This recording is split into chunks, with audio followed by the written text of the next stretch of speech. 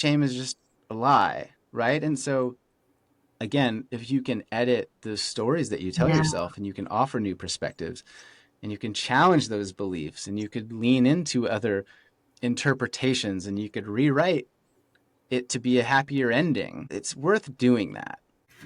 Welcome back, Incubators. Today I have with me Dr. Jeremy Goldberg, who is a writer, coach, and TEDx speaker whose mission is to make kindness cool and compassion commonplace. What a breath of fresh air that is. A former behavior change scientist, he spent a decade working with governments and universities researching how beliefs shape our actions. He's the founder of Long Distance Love Bombs, author of It'll Be Okay, and You Will Be Too, and host of a podcast in the top 1% globally.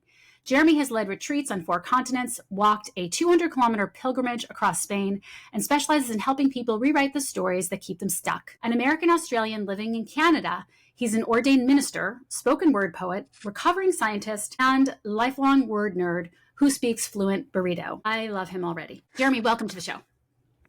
Thank you. It's great to be here. Thanks for having me, Abby.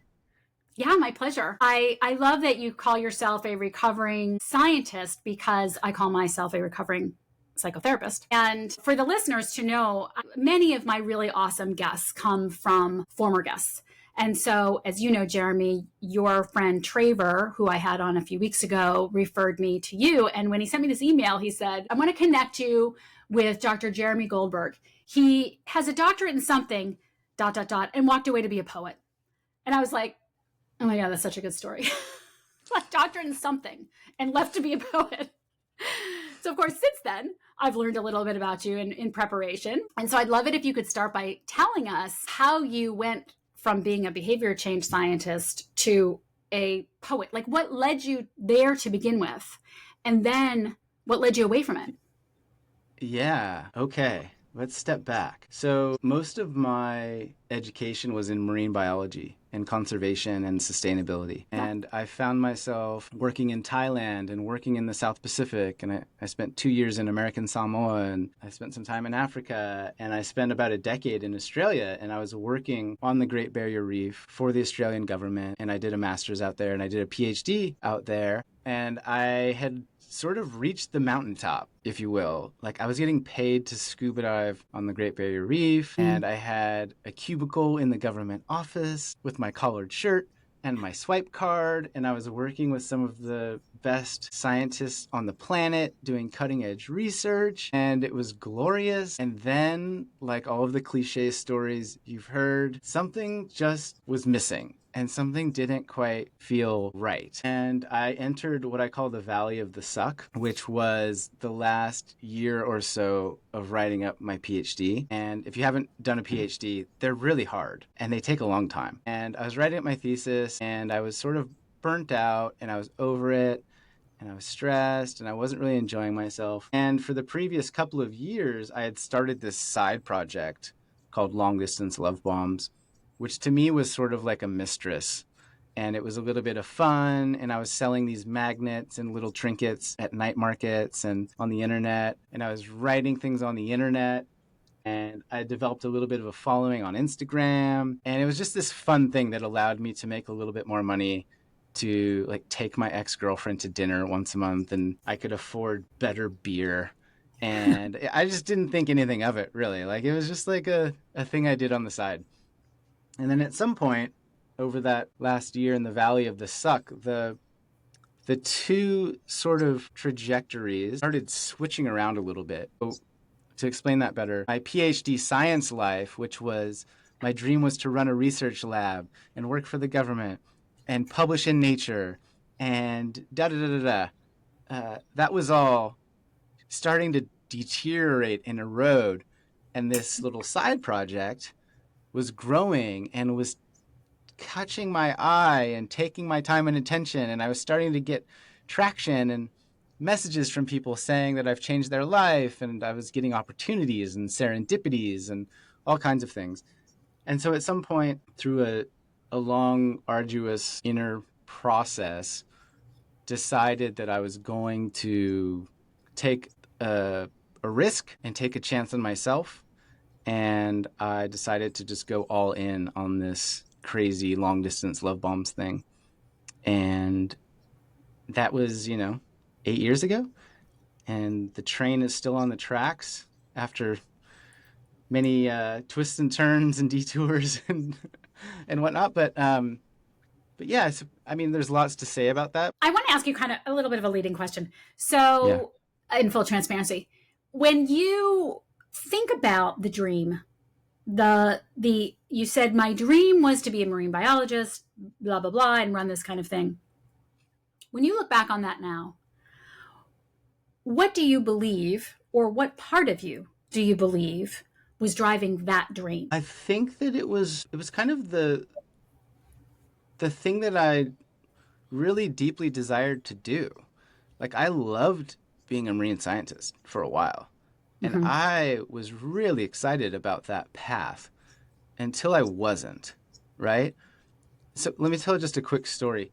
I went through a breakup in Australia and I took my journal down to the beach one day and I had my little cup of tea and the sun was rising and the ocean was still.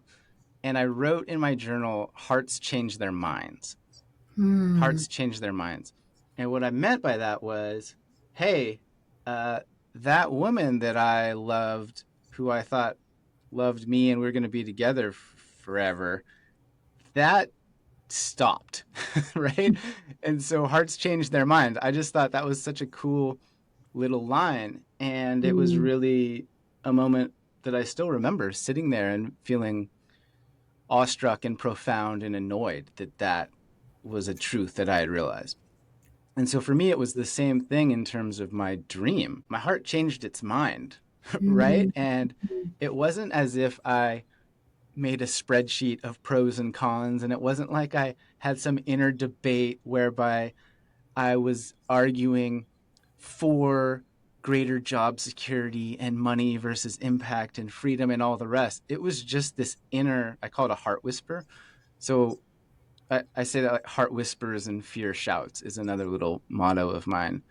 And this little heart whisper was like, psst, hey, uh, I don't want to be a scientist anymore. Psst, like, let's go buy a van and drive around America and like, psst, let's be a life coach.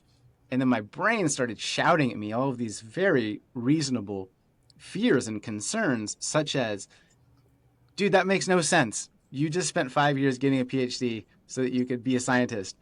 You're going to go be a life coach. You don't know what that is. You have never had a life coach. That's crazy. That makes no sense. And I remember sitting in the office talking to my supervisor one day, and I was very dejected and just down about life. And she was asking me in this very maternal manner, what are your career prospects? Like, what are you going to do? What jobs are you going to apply for? Basically, like, how can I support you? And she was the best supervisor. I adore this woman. She's a genius, and I have nothing but good things to say about her. And I said to her something like, hey, I think I'm just going to go buy a van and drive around for a while and maybe do this love bombs thing. And she said to me very earnestly, but Jeremy, how are you going to make money? And I said, I don't know. I don't know. But the thought at that time of filling out selection criteria and applying to jobs made me nauseous. And the idea of the future vision whereby I published in Nature and ran a research team and worked for the government, which once completely lit me up, bells and whistles and glitter and unicorns and rainbows and all the rest. That vision was just completely gray and dark and bleak and like wah wah sort of Yeah. energy. And so that was really hard. It was a hard time to sit in that uncertainty of, wait, if it's not that, if that's not the dream and that's not the path, and I don't know exactly what the path is, I just have this little heart whisper that says, hey, here's the immediate next step. And it's so cliche, right? Even as I tell these stories, I realize how cliche they are. I didn't know where I was going, but I knew the next step to take. And I followed my heart. And now I'm happily engaged with the baby doing my life's purpose. It's like, it's so annoying and obnoxious, right? On some level. Totally. Yes. Um, but yeah, I hope that answers your question. Yeah. So, and it's a let it go of identity, it sounds like as well, you know? And it's funny because I had a really similar situation actually before I became a psychotherapist. I was working in the financial district in San Francisco, and I was started as like a receptionist, and I was like rapid. It was right after college. And I was rapidly being promoted, and I got promoted into a position that was like way over my head. So it was like really difficult. And it was a very misogynistic. It was all like all the women were admins and all the men were these executives, and they were really like abusive. And something clicked, and I remember I went into the CEO's office and I said, I'm gonna go be a social worker. And he said the exact same thing to me. He said, you'll never make any money. And I was like, yeah, like, uh. And off I Yeah. went. And then of course there was another evolution of that when I left. The loss of identity of not being a psychotherapist anymore was huge as well. But I guess the reason I asked that question is that I do think that for me personally, and I know a lot of the people that I work with and see, is that we often will start out chasing a dream that, not that it doesn't give us joy, but there is another reason why we're reaching for it. For me, like even becoming like, even working the financial district, that's what I thought I should do. That will make money, that will be this, that will be that. And then becoming a psychotherapist, that has prestige, that has this, that has that. That's what I should do. And even though I loved it, in hindsight, it was like, for me, I don't think it was actually coming from the deepest, what I like to refer to as my essence, like the deepest part of myself. But for you, it sounds like there was, I mean, what would you say? How did intuition play in each of those? Because maybe they were both really intuitively guided for you. Yeah. I mean, I think if you want to really dive into those decisions, or any decision really, you could get in there and suggest, "Oh, I was pursuing achievement to earn love and respect from my peers and family," or, "Oh, I was raised in a disruptive environment whereby I was the good student who didn't rock the boat, and so I just continued that journey through adulthood."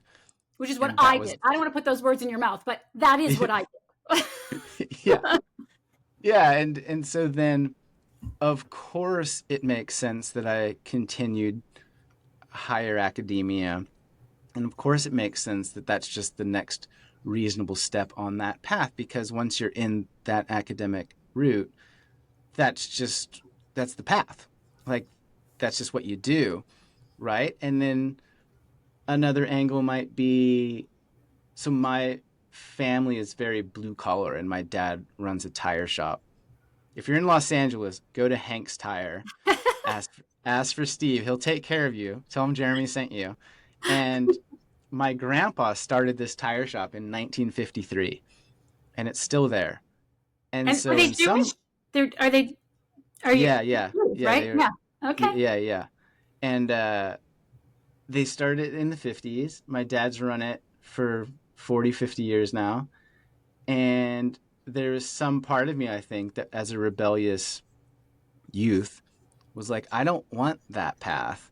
Yeah. So, how far away can I get from that? Well, I'm going to move to a different continent and I'm going to go into academia. Like, I'm going to go as white collar Yes. as it gets. Like, That, give me the soft hands with the clean keyboard and the yes. government swipe card, and I'm just going to write papers all day long.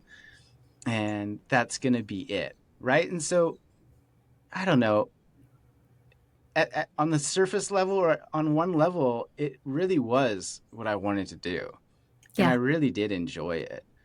But on another level, I can see how I was just following along. Like in the bowling alley, they have those kids' lanes where they have the air filled bumpers and like you have to get a strike. It's like, yeah, I was like bumping side to side, but realistically, Did I have agency in that? Kind of, Yeah. right? But I do feel like now, in the work that I'm doing and the choices that I've made since, this feels like, I call it full Jer mode.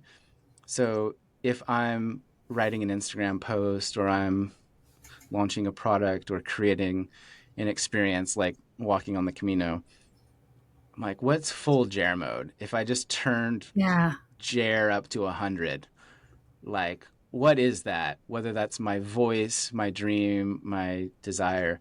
Um, and I think when I was on the previous chapter of my life, I could only do that to a certain degree.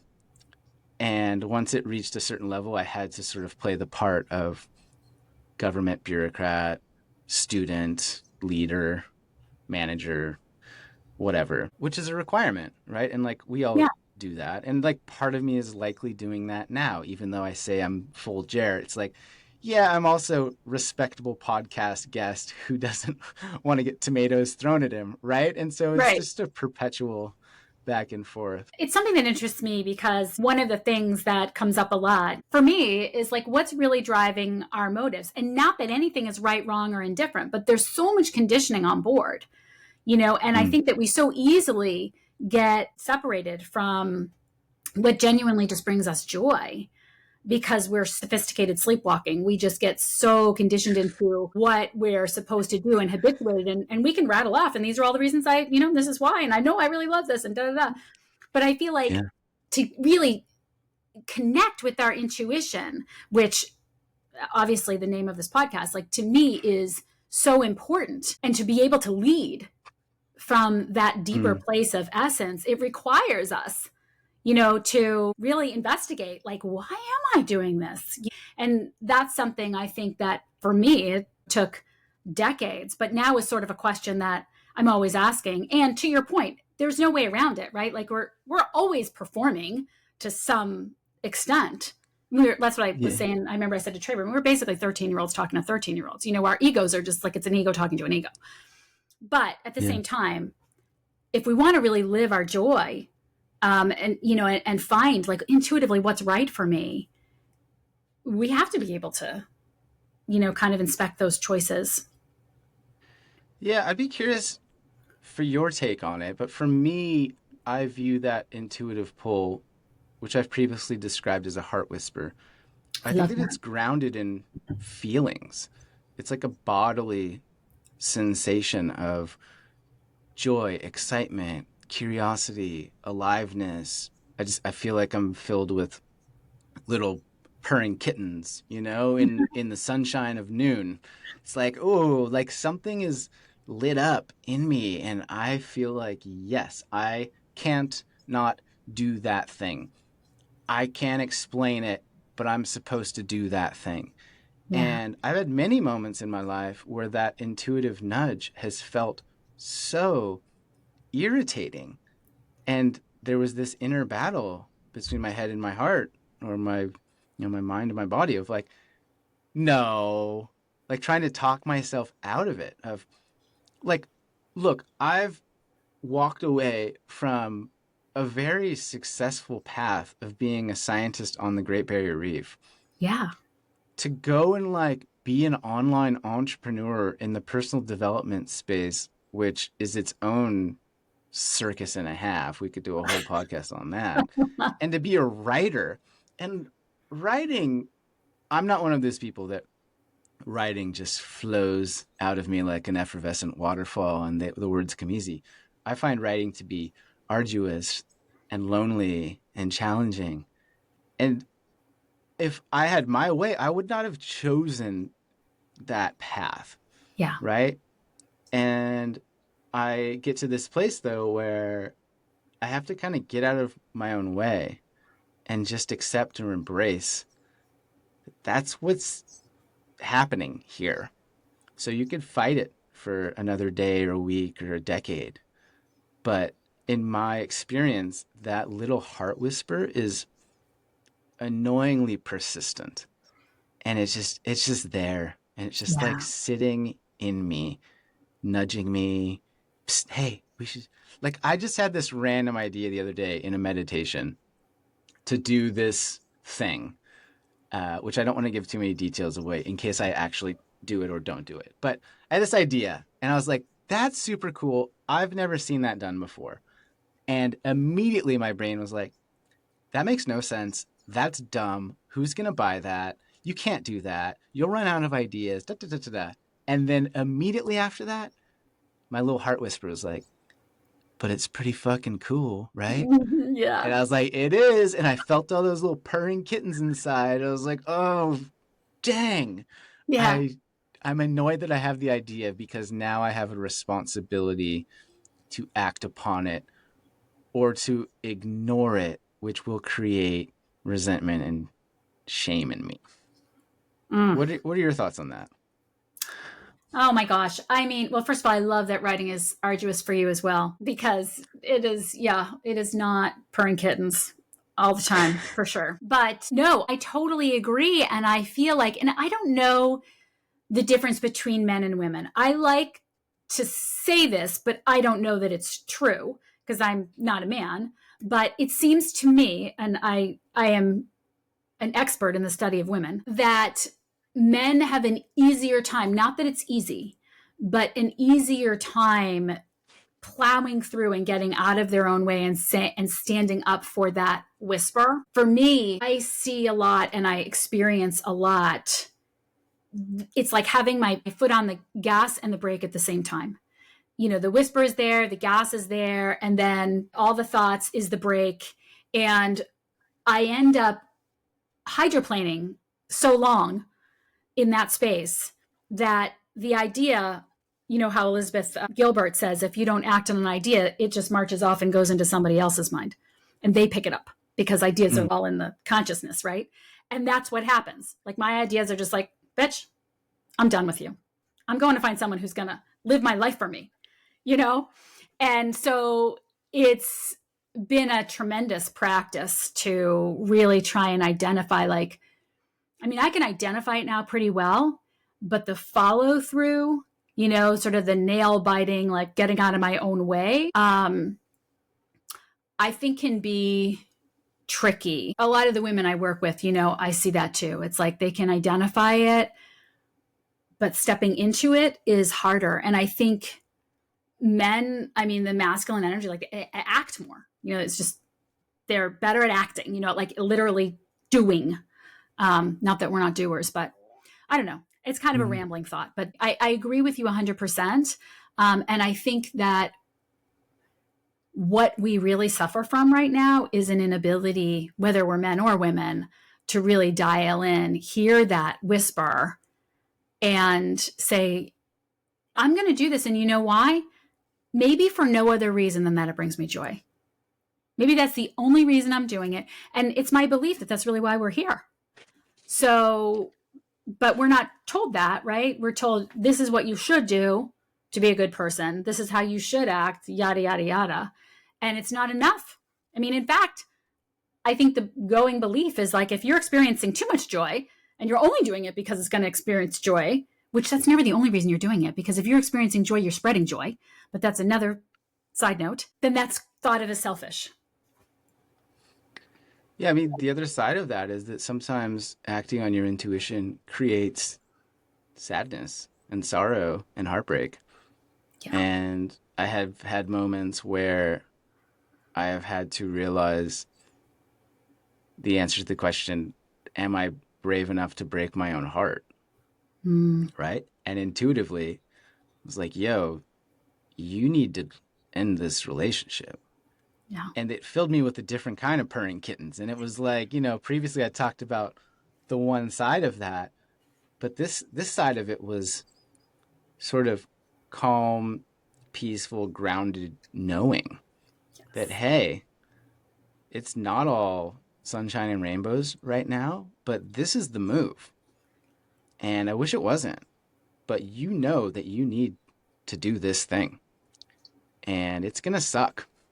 It's going to be really hard, but it has to be done. So you could spend a lot of time trying to outthink that feeling, which, spoiler alert, won't work. I'm sure as a therapist you would agree with that. Or you can accept it and step into courage and do that thing, right? And so yeah, I think there's that side of intuition as well, Yeah. which isn't talked about as much. And I keep using relationships as an example because it's a common one and it's a big one that I've encountered. But this is like an intuitive thing every day. It might be, hey, don't eat that. Or, hey, don't smoke that. That's Yeah. bad for you. Like, that's not who we want to be. Or, don't hit snooze. Or, get to the gym. Right? So I hear these little voices often. It's like, psst, hey, I keep using that heart whisper thing, but it's what it feels Yeah. like to me. It's Yeah. just like a little thing to consider that repeatedly makes itself known Yeah. of, hey, and whether that's our higher calling or the best version of ourself calling us forward or whatever, I find that to be true and equally annoying, right? Because integrity is kind of ignoring. Like it Yeah. would be easier to flee and escape and numb and all the other things. And it's one other thing I wanted to mention was I have a daughter now who is 14 months old. Mm. And she, like all other little people, lacks the language to have any of these debates internally. And so she's kind of this walking intuition. And it's like if she's hungry, she's going to let you know. If she's done playing with this thing, she's going to let you know. We were reading a book like an hour ago, and halfway through, she just said, da, da, da, da, da, and then looked at me and then got off my lap and just scurried away to go pick something up. I was like, oh, you're just perpetually acting on Yeah. your impulses and desires. And to your point about the gas and the brake, I think that's really valuable because for a lot of us who are disconnected from our bodies, who have not been mentored in the process of making decisions or feeling our feelings or expressing emotions, we don't know what the distinction is between intuition or escapism or self sabotage Yes. or all the other things, right? And Yeah. so I think it's good to have some breaks because I've certainly had thoughts in the past where I'm like, this is my intuitive calling. I'm supposed to consume all these drugs and go to this party and meet this person and make these actions. And it's like, no, no, no, no, no, no, no, no, no. Yeah. That was not your intuition, my man. That was your inner demon that had Or your spiritual hijacked bypassing or that, whatever. yeah, Yeah. that had hijacked the plane for a second. Yeah. Um, so yeah, it's not as easy as just, oh, I hear a little whisper and then that's that, and it's all la di da, life is grand, at least in my experience. Yeah. Um, I love that how about you, you? well, I love that you brought it up because I always talk about going from overthinking to inner knowing. And I think that what you're describing is something that everyone can relate to. We have all had the experience at some point where there was just a knowing. And whether it's in hindsight and it's like, you know what? I knew that getting that puppy was not going to save my marriage. I knew that that mortgage was over my head and I was just trying to save him from his depression because he said being out of the city would help, whatever it is, and you wind up in bankruptcy. And it's like, I knew I should not have engaged in that business idea and, and ignored it. Or you have that moment, right? Like, and I agree, it often happens with the relationships, right? Like when you're facing the end of a relationship or something, whether it's familial or friendship or marital or whatever, where you can't talk yourself out of it. Like you just know it. And, or, I a mean, lot you of would see this commonly, I suspect, in the work that you do with therapy is uh, speaking very broadly, the couples that go to therapy, it's often too late. They should have been in therapy years before. It's yeah, often led by the woman, and it's often the woman who's once they're done, it's like done, done. right? And they've hit that point where there's that inner knowing that's like, no, I'm out. Like I'm done. Like I'm here and I'm having these chats, but deep down, I know we're done. Like I'm Mhm. done. And Yeah. that can often take months to years to unravel and to really honor. I think Yeah. is another practical example. I apologize for interrupting. No, no. And I'm not a therapist anymore. I'm a coach now, but Oh, yeah, right, right, right. but I was a Recovering couples, therapist. I was, yes. And I just specialize in couples therapy and absolutely right. Yeah, it's interesting. I always used to think about that because it was a long time ago, and it was before I went through my divorce. And I used to think, isn't that so weird how love can just be there 1 minute and gone the next? Like, I don't know, that's a tangent, but it was always an interesting thought to me. But absolutely, yeah, people come too late. And then oftentimes the guy's like, but what happened? Like, and it's like, Yeah. well, I've been I've telling been you that this for guy. years and, you know, I'll do anything. I'll do anything. I'm ready. And you're right. like, no, dude. Like, the ship has sailed. I'm Yeah. done. Like, no, Late. no. I'll fix it. I'm ready. You're like, yeah, I've said that before. I was part of this event in Australia years ago, and I was on a panel, and it was like a men's work event, and the woman in the audience asked something like, how can you convince your male partner to change, like to go to therapy, to finally do the things he needs to do. And my buddy said, you can't. And the whole audience was like, oh. And then I was like, well, I have a different perspective. And then I said, you should leave him. And then the audience didn't like that at all either. But what I meant was, at least for me and a lot of men that I know, uh, it took a proper shake-up, heartbreak, for me to really understand the gravity of what relationships and love mean in the world. Yeah. And I had to be shattered before I could actually consider the implications of decisions. And I Yeah. had to be beaten face first into the ground of rock bottom repeatedly before I could actually appreciate the consequence of what that meant and what Yeah. those decisions required of me. Yeah. And so when you talk about intuition and change and resolve and determination and all of that, it might mean for you listening, as it meant for me, like I had to have some at bats before I could connect and hit a home run. Like I had to take some pitches to the arm. I had to spend some time in the dirt. This is a baseball metaphor. I don't know where I'm going with this, but it took a it took a couple repetitions before things really started to get through my thick skull and my giant ego. And life had to humble me a couple of times before I started recognizing what a worthy opponent it was. Yeah, there has to be a shock to the system. I Yeah. mean, there's that octave and there's this space between the octave and it needs a shock to get to the next note. And that's why I think coaches are so helpful because we can provide that shock. Like someone can just go along numbing out and telling themselves stories, but when you are working with someone, and this is, what I value about working with people, not just people I'm working with, but people that I work with for my own, evolution, is I want that shock. Like I want to be woken up.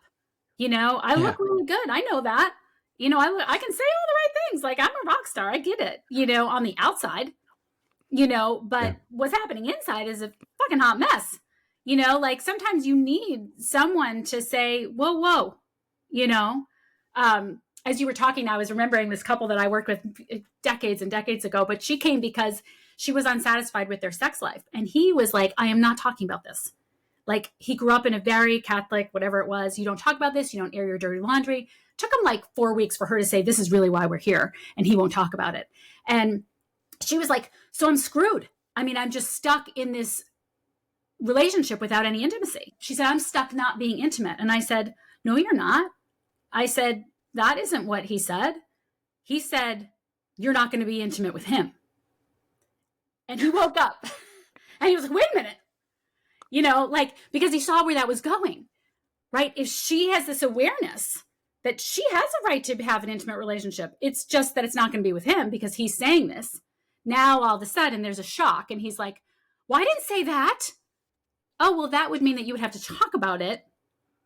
So what's it going to be? Like, to Mm. your point, someone having that awareness of, yeah, like this isn't going to go on forever. But what you said, unless you want to say something else, it brings me to just a beautiful line that you wrote that I really wanted to mention too. I've met rock bottom, planted a seed, grown a haunted house into a home. That's my favorite part of it. Grown a haunted house into a home and climbed out of the hole my mind made. I would love to hear more about that moment and that haunted house. And I think our listeners would too. Sure.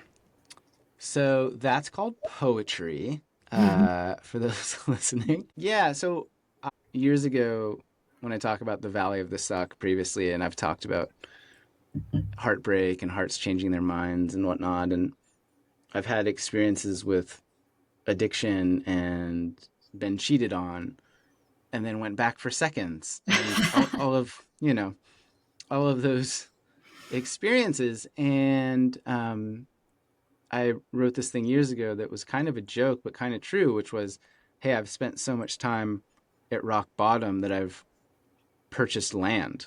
Like I've rented a condo, I've bought a house, and I've started to decorate. And I'm like changing the drapes, because I figure, hey, if I'm going to be here for a time, I want to be cozy, right?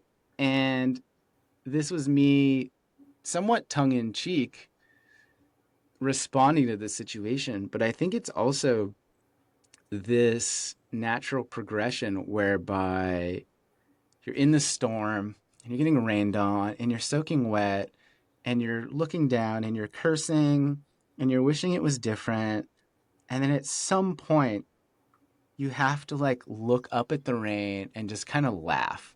It's like, man, this is fucked. Like, this is completely fucked. And I'm tired of this and I'm miserable. But you get to this place of like resilience Yeah. or radical acceptance, perhaps is another way to phrase it. It's like, okay, I'm soaking wet and I'm getting rained on.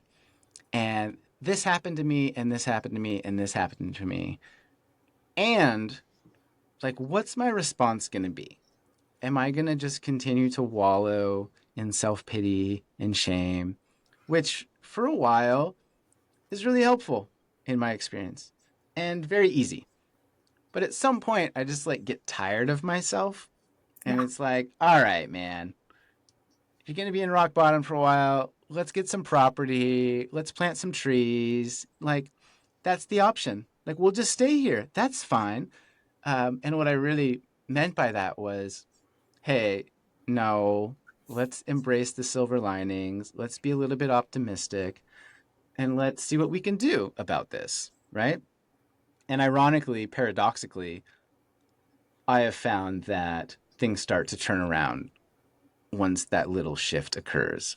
But it's a profound thing to be able to wildly and wholeheartedly embrace everything that's happening in your life and your body, no matter how you wish it were or were not so, right? And yeah, the line about turning a haunted house into a home, I think, is just an analogy for therapy or healing or personal growth and development. Meaning, we all have hauntings, whether that's trauma or past relationships that went awry, or shame or embarrassment or doubts or disappointments that have wreaked havoc on us and turned us into something we didn't used to be. And the idea that you can declutter your body and that you can sort of spring clean your nervous system and you could, Yeah. spit shine the basement in your body that is filled with old boxes that you haven't gone through in a long time, and turn it into a cozy home that's filled with love and light and warmth is a possible thing. I have a question, a follow up question to that, because you mentioned shame, and shame is like one of my favorite topics. And I'm just wondering how much of that shift from the rock bottom to the the potential begin upward slope, do you think has to do with exactly that, being able to release the shame piece? I think it's certainly part of it. Another word that comes up for me is grief. And that Mm. might be because I'm listening to a podcast about grief right now, so it's fresh in my psyche. But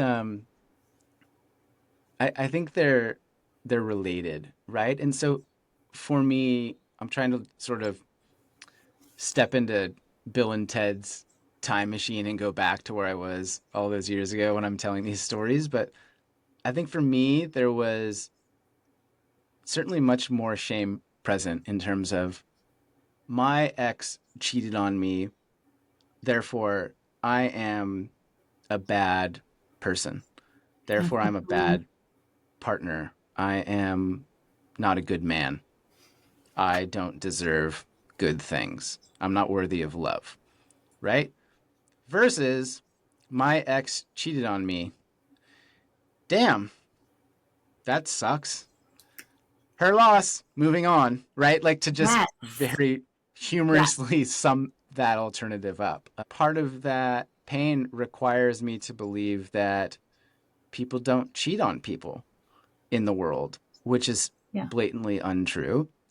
Right. And it requires me to think like, oh, I don't play by the same rules as the rest of the world, which is also patently not true. And so in terms of shame, it was like, oh, my mom for a long time had a battle with addiction, and I did as well.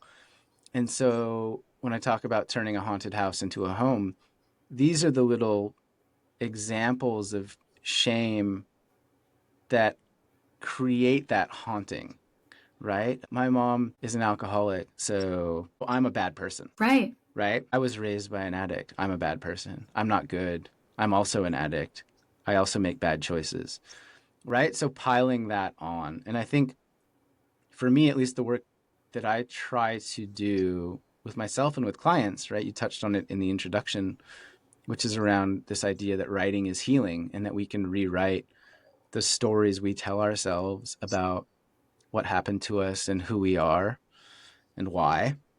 And as a big word dork, I'm a fan of looking at alternative edits. Like, well, Mm. maybe she cheated on you because she was too scared to leave you. And maybe she cheated on you because, well, I guess stepping back, one of the harder parts of all of that infidelity chapter for me was actually turning to look in the mirror and be like, hey, what responsibility do you have in her decision to do this thing? Yeah. And how did you contribute? And, if she was happy and you were the best partner around, probably wouldn't have cheated on you, right? And that was a heaping helping of humility that I didn't Yeah. gladly partake in for a long while.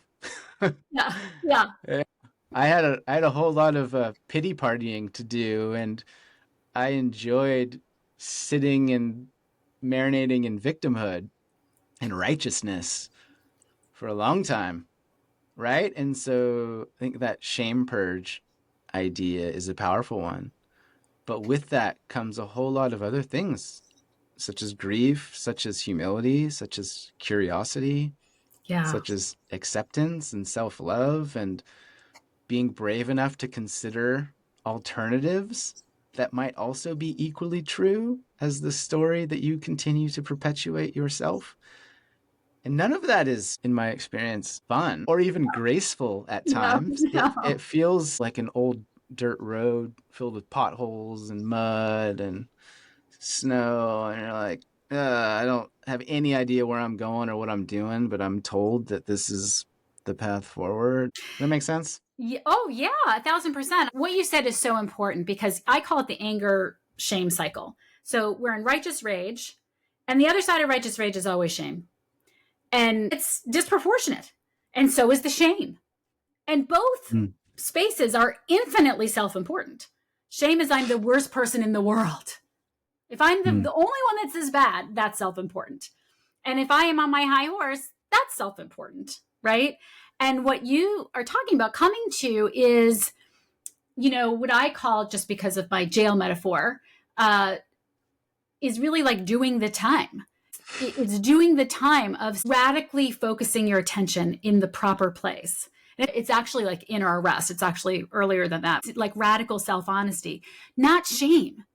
Like shame is different than radical self-honesty. And what you're talking about is like, no, I can hold a space where I can see that I had a part in this. If I was a great partner, she might not have done this. And so I have to look at that part of myself. And if I'm in shame, I'm not really looking at that part of myself. Right. And I think that's such a huge thing that people get hooked up in. And I have as well. I'm either experiencing like a ton of guilt and shame. And I know that if I am stuck in that place and I can feel that in my body and I know that it's attached to me in that moment, my perception is off. Guilt is not taking responsibility. Just because I feel guilty or ashamed doesn't mean I took responsibility for shit. We can't really take responsibility until we've cleared that away and gotten that dose of humility, like you say. So, yeah, it makes 1,000% sense to me. Do you think it's too simplistic to suggest that shame is a liar? I don't personally. I feel like shame is a liar and it is not productive and it's extremely self-important. And that's the thing that my clients and myself for that matter, like who wants to be thought of as self-important? Like that's like the worst thing ever. Particularly to a woman who needs to be selfless and needs to be like all the things. Wait, I'm not being self-important. And so I like to use that because it can wake somebody up. Because I don't want to be self-important. So what does that mean? That means I got to haul my ass out of this rock bottom nest that I've made and actually see myself a little more realistically. Like, hey, I'm human. Humans make mistakes. That happens. Yeah. And what do I need to do? What do you think? Do you feel like it's too simplistic? No. So as you were speaking, I just heard that little line go in my head, like shame is a liar. Yeah. And I was thinking about the distinction between shame and radical honesty that you alluded to. And it strikes me that perhaps radical honesty is just facts, right? And that Yeah. shame is a lying misinterpretation of those facts, right? So in my example, radical honesty, my ex cheated on me. Exactly. Lying shame, I'm an awful person and I deserve that. You're like, and then from the outside now, with a bit of perspective or a good friend or a therapist, to be like, nah, I think that second sentence is not true. Like the first part, yeah, we all agree on that. Right? We saw the videos on the internet. Like she definitely cheated on you. First part, yes, accurate. Uh, and then the second part is just a lie. Shame is just a lie, right? And so again, if you can edit the stories that you tell Yeah. yourself and you can offer new perspectives and you can challenge those beliefs and you could lean into other interpretations and you could rewrite it to be a happier ending, it's worth doing that, I think.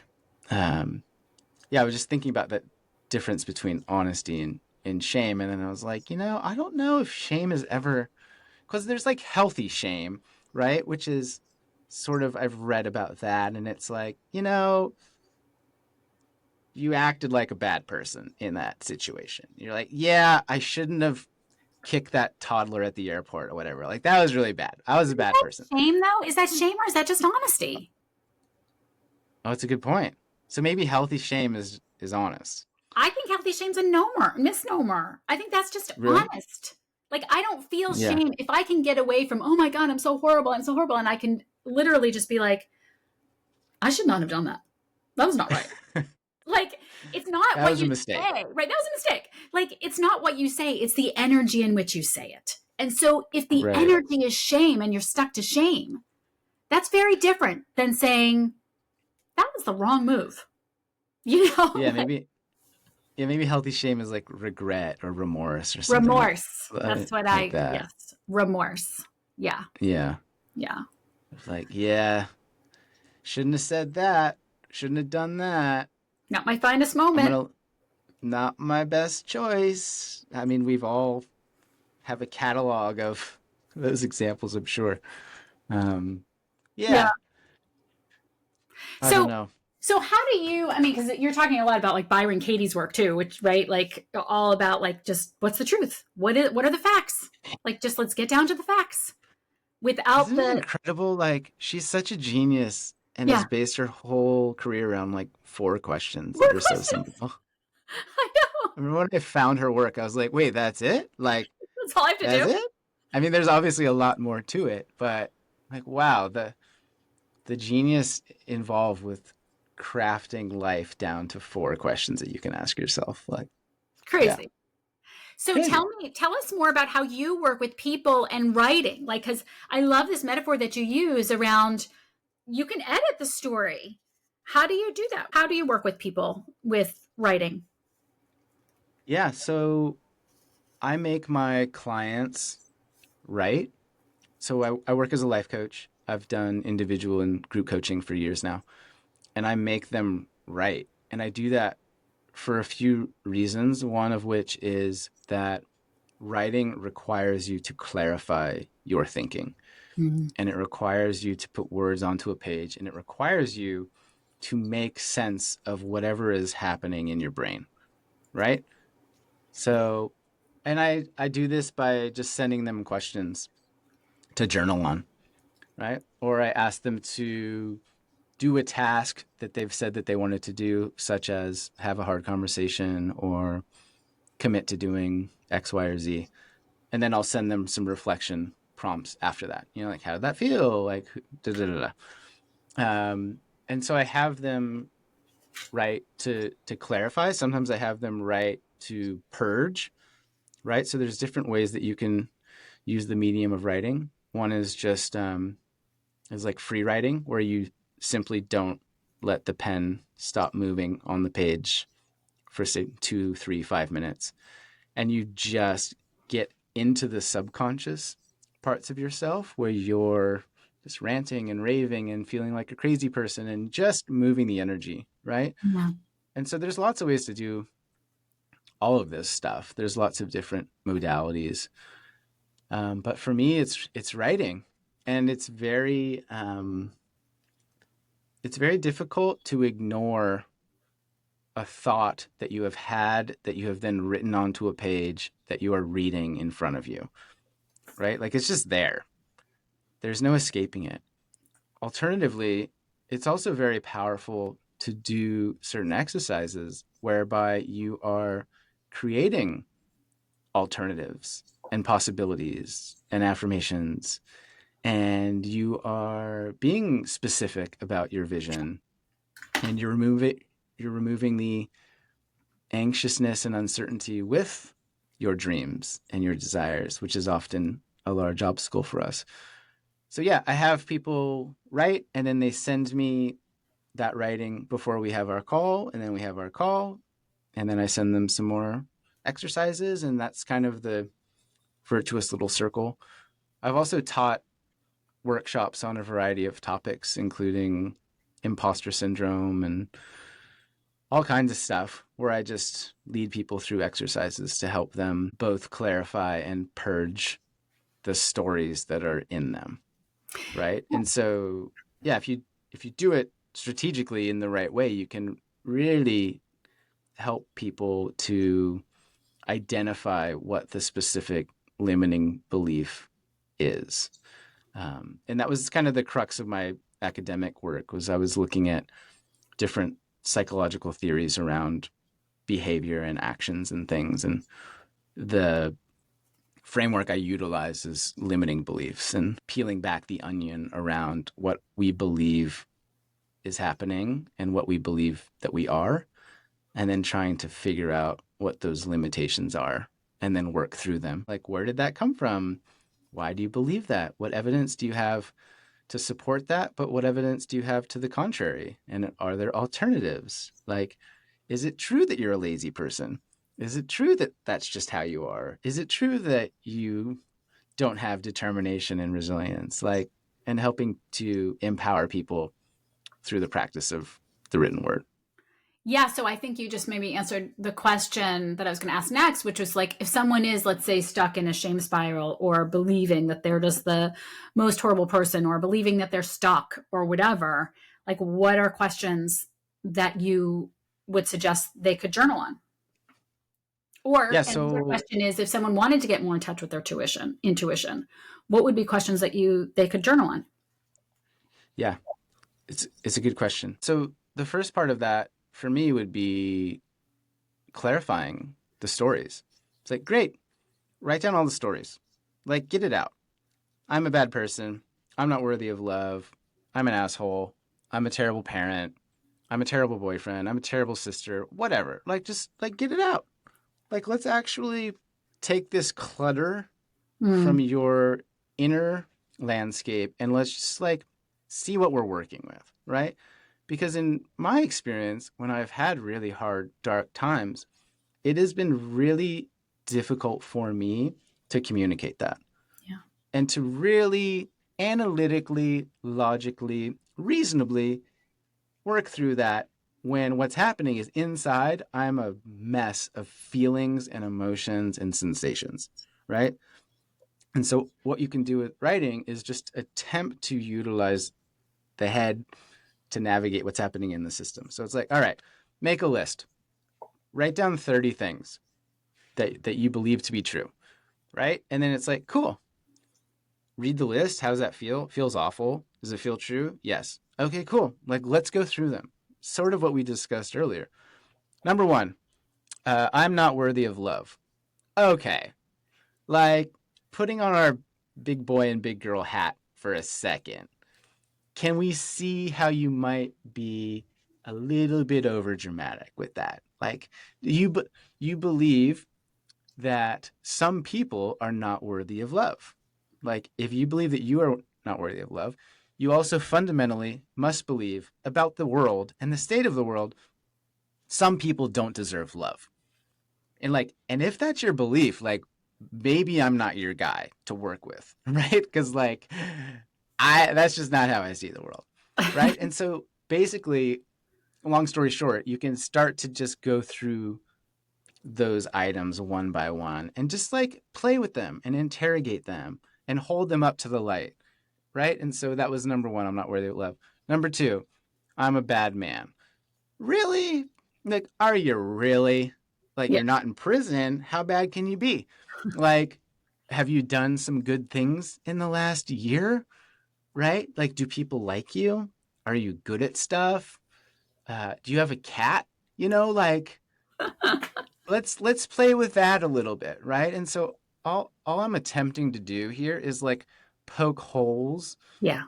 with a bit of doubt and a little bit of optimism into the stories that we tell ourselves because we can be so um, we can be so sure of those stories and they can become personalities and identities and we can kind of like turn into these concrete fossil statues and we don't even recognize that our identity is based on a lie, Yeah. right?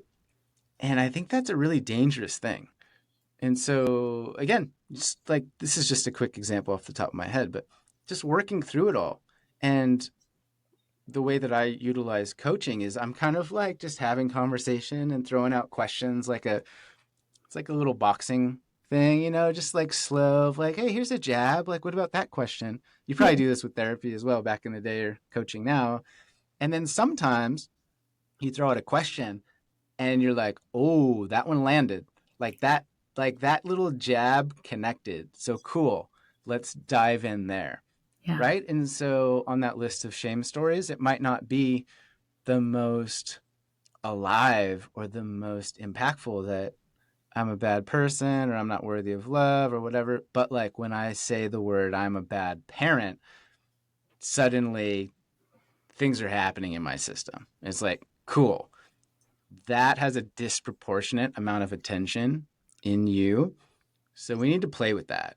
We need to like dig in there a little bit and get Mm, our hands dirty. And then all of that stuff fundamentally is a choice. And so just the simple idea that beliefs are choices will radically transform anybody's life when you accept and embrace that. It's like, oh, Yeah. I believe blank. Cool. Nice choice. I believe blank. Awesome decision. Yeah. Like, so you can just choose to see the world and yourself differently.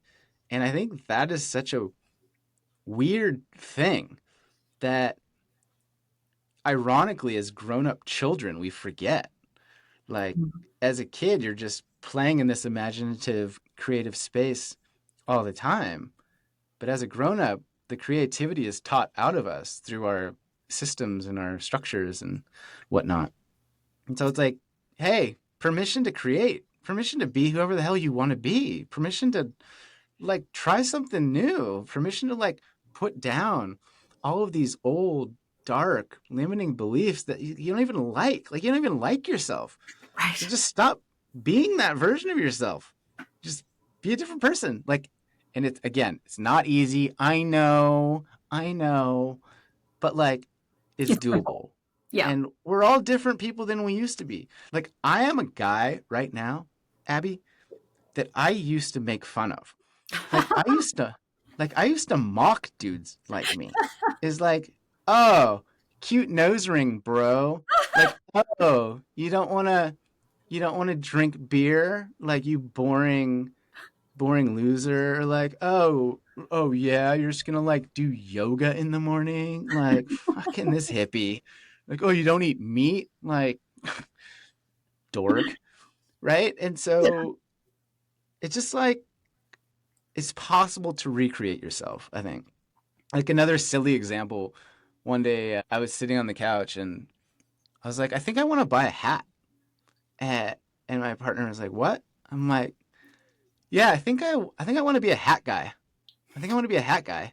And I'd sent a text message to my buddy Jackson Howell, who now makes hats in Vancouver. If you're into hats, look up Jackson Howell. Hmm. So I sent him a text. This is years ago.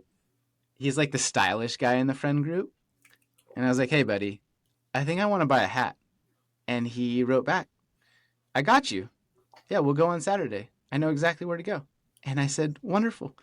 And he took me hat shopping. And I tried on a few hats that were audacious and ridiculous, where I was just so uncomfortable. And then I found one that was just on the not too hot, not too cold, but just the right level of discomfort for me, where I thought, this is ridiculous, but I kind of like it. And then I walked out and I was a hat guy. And it was funny. It was just funny to me Yeah. that you can just choose to change. Like, you can choose to get wild glasses or wear red or never wear red again or, Yeah. eat whatever you want. Like, you could just start speaking however you want. Like, there are no rules. It's possible. And I think that at the core is what I attempt to convey with the work that I do in the world and with the coaching practice in particular is like, hey, here's an invitation to liberation. Yeah. Like, you have permission to consider it. And at a starting point, what does liberation look like to you? Like, start there. Yeah. What kind of life would light you up? What excites you? Like, what do you want? Like, what do you fucking want? Yeah. Without all the noise, without all the nervous system noise, like what is it that Yeah. just it's okay. We can name it. We don't have to do anything. You don't have to change it. Let's just start by Yeah. naming it. Let's start there. Yeah. Yeah. And I think it's such a brave question. It is. I It start with is. all my coaching clients there. It's like, what do you want? Yeah. What? What do you mean? What do you mean? What do you want from life? Well, like, you mean like for dinner? Sure. But also like Life. life. Where do you want to live? What do you want to do? How do you want to have sex? What do you want to wear? Or like all of it. Yeah. All of it. Because I think for a lot of us, for most of us, we don't ponder that question hardly at all. No, for We get, me, I would never ponder the question just because the immediate thought, it wasn't even a conscious thought. It was like just so ingrained in my body that the next thing was, well, I can't say that because if I did and it didn't come, it didn't happen, then I'm a failure. Like I Yeah. literally would not allow myself to even picture it because Yes. it's so it is Th- courageous. I totally believe that. There's this quote that I love, which is the invention of the ship was also the invention of the shipwreck, So true. right? Yeah. Meaning, hey, if I tell you what I want, in that moment, I also birth the possibility that I might not get the thing that I want. Yeah. And so the desire births the potential for failure or disappointment or regret. And from my perspective, it's like, yo, build the ship. Yeah. Like, let's go sail. Yeah. Like Yeah. maybe we hit an iceberg, but like, let's have an adventure. It's worth trying. Yeah. Right. Yeah. And to your point, it brings up a lot of stories, which wonderful. Guess what? We can write those down and we can clarify them and we can start to work through them one by one, just as we did with the shame example. And it's safer to be able to do it with you. You've got someone by your side helping you through it. And sometimes that's what you Yeah. need, you know, the Uh, accountability, but also just the holding the space. I love I love your use of the word choice because there's just no denying it. There's no argument for that. Like if I say I believe that the world is a malevolent place and we're going to hell in a handbasket, and you say, well, that's an interesting choice. Like I can't argue that. I can't say it's not a choice, it's my belief. Well, yeah. yeah, but your belief is your choice. Like what you could choose to believe something. Oh, I can't choose to believe. Of course I can choose to believe something else. So I love the accountability that's like inherent in that statement. Yeah. And it's similar to this concept we talked about previously, where people latch onto the identity Yeah. entirely. And it's like, yeah, maybe the world is a malevolent place in parts and in pieces and at times, but it's also a miracle Yeah. and the most majestic, awe inspiring thing possible. And it's also a kind place and it's also a welcoming place and a safe space, right? And so to continue that idea is we forget that there are nuances, I think. Like make nuance great again, right? It's like I there are subtleties to all love of this that. stuff, That's so right? true. Oh my God. We're in such a black and white. Make Yeah. nuance. Yeah. Yeah, and you see that more and more, this the polarization, the us Yes. versus them, the red versus blue, the this versus that, and it's like, hang Yeah. on, there's a spectrum in Right. all of it, I believe. Yeah. And so a part of the work of healing is to recognize it's not like that you were a good person or a bad person, or that it was a good thing or a bad thing that happened, or it was a mistake or it was right. It's like there's a spectrum of possibilities and there's a spectrum of perspectives and stories and outcomes to consider, right? And when you have that composite picture of the entirety of the story, the entirety of your experience and your feelings and your desires and your shames and your embarrassments and your doubts and your dreams, like that is a life well lived, right? And so to sum that up, years ago I wrote, I read about this idea that basically people are chasing happiness, and I think that's the wrong end goal. And so I think rather than happiness, we should attempt to pursue or allow wholeness. Mhm. So a wholehearted life, meaning the grays, the shadows, the darkness, the despair, the grief, the The sorrow. I was humanity. listening to Francis Weller the other day, and he said something like, I encounter sorrow every day. And you Mhm. do too, but you just are not identifying it as sorrow. Like maybe you see, it's like you never see roadkill, never read the news. And he's talking about the idea that we are a grief illiterate culture Mhm. and that we are surrounded and immersed in sorrow. And yeah, that landed for me.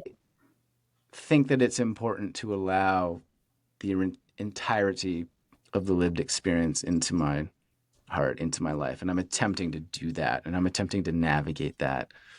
And like most other things that I've talked about, gosh, it's annoying. It's annoying. It's It's annoying. tough. It's It tough to is. stay in the arena and just continue to take tomatoes. But Yeah. over the long haul, in the long term, it feels like intuitively that's the best path forward. Yeah. I have a great episode on grief with this woman named Jamie Sarche.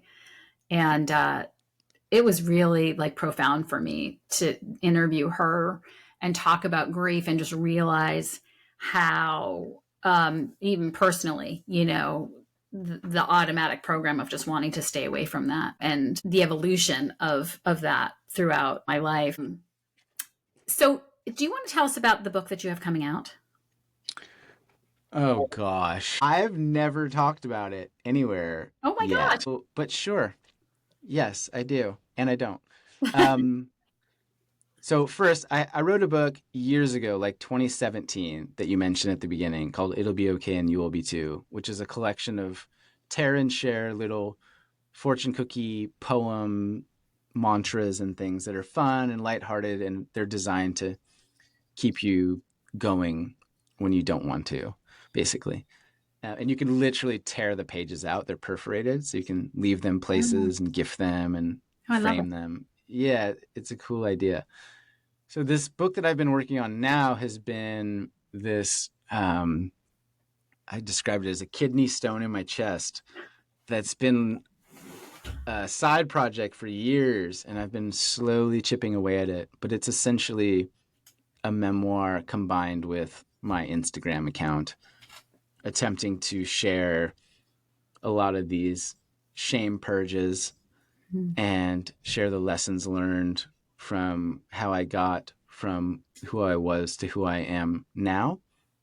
And it's told 90% through story. I just think that in this space that we play in, there's a lot of material that feels dry or academic or boring, just to say it. Like, it's kind of boring sometimes, a lot of the writing. And I wanted to just tell a series of stories that I don't want to tell publicly Oh my God. We're about, soul siblings. yeah, yeah, of like, here's how it happened. Here's what I made it mean for a while. Here's what I actually figured out. And here's how I got to where I am now, which is, I'm sober. I'm in a loving relationship. I have a baby. I do work that matters. I'm relatively sane. I have good friends. And I didn't used to be all of those things. And so here's how this man figured out a way to attempt to love himself and embrace himself. And maybe you will see parts of yourself in the pieces of me that I've shared. And hopefully that will resonate and sort of nudge you along your path or to consider an alternative part of your path. Hmm. When is it coming out? When can we expect it? Good question, Abby. Uh, uh, I am hoping to get like a final draft done by the end of the year. So I would say it'll be out in 2026 All right. for sure. Yeah, that's happening. All right. You heard it here And first. message me periodically if you don't hear about this book yet, because I need to get my Act poop in a together. group, as my Yeah. partner says. Yeah. Yeah. Yeah. All right. Yeah. Well, cool. I have all your information, so we'll put that in the show notes so you guys can reach out to Jeremy if you're interested in working with him in any number of ways. And I just want to thank you so much for being here. It was delightful to interview you. Thanks for being such a wonderful host and for having me.